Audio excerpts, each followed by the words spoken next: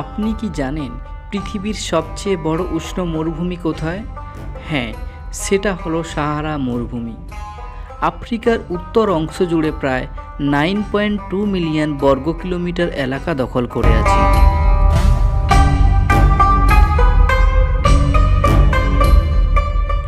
আজ সাহারা মরুভূমি যেন এক বিশাল বালুর সমুদ্র। দিনে প্রচণ্ড গরম আর রাতে হাড় কাঁপানো ঠান্ডা। এখানে জীবনযাত্রা অত্যন্ত কঠিন হলেও কিছু উপজাতি মানুষ ও কিছু বন্যপ্রাণী আজও বসবাস করে এখানে।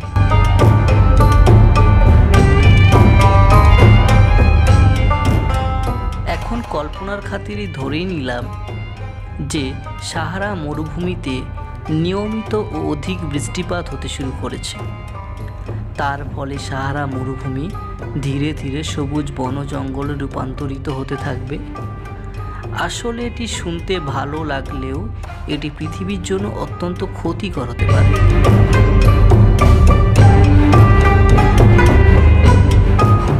প্রথমত, সাহারা থেকে আজ যে ধূলিকণা বাতাসে উড়ে আটলান্টিক মহাসাগর পেরিয়ে অ্যামাজন জঙ্গলে যায়, সেই ধুলোই আসলে অ্যামাজনের জন্য প্রাকৃতিক সার।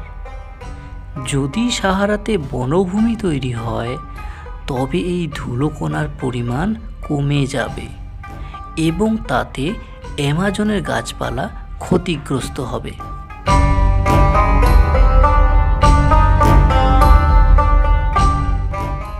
দ্বিতীয়ত, সাহারার বালুর প্রতিফলন পৃথিবীর তাপমাত্রা নিয়ন্ত্রণে সাহায্য করে। এখন বনজঙ্গল তৈরি হলে সূর্যের আলো বেশি শোষিত হবে, ফলে গ্লোবাল ওয়ার্মিং আরও বেড়ে যাবে।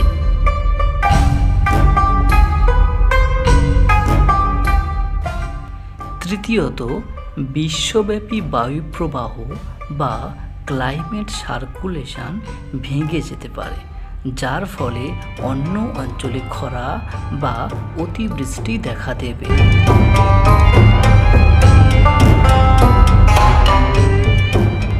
সুতরাং সাহারা শুধু একটি মরুভূমি না, পৃথিবীর জলবায়ু ভারসাম্যের এক অপরিহার্য অংশ।